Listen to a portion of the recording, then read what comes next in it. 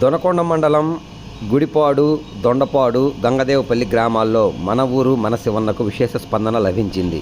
ఈ సందర్భంగా హాజరైన జిల్లా పరిషత్ చైర్పర్సన్ బూచేపల్లి వెంకాయమ్మ, దర్శి వైఎస్ఆర్ కాంగ్రెస్ పార్టీ ఎమ్మెల్యే అభ్యర్థి డాక్టర్ బూచేపల్లి శివప్రసాద్ రెడ్డి, బూచేపల్లి నందినీలకు స్థానికులు ఘనస్వాగతం పలికారు.